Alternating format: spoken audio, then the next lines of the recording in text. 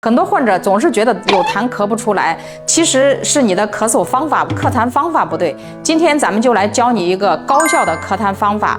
坐直了啊，当然站直也可以。把你的左手放在胸腹联合处，右手压在左手上面，深吸气，同时两手紧紧地压紧胸腹交界处，然后用力的咳嗽。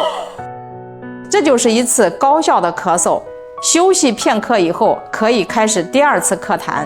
每一次咳嗽咳痰的动作都能让它的效果发挥到极致。但是有个提醒啊，饭后1小时之内尽量不要做。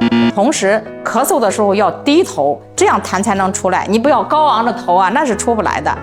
如果痰变黄或者是痰中带血，一定要及时的看医生，就不要在家反复的练咳痰的动作了。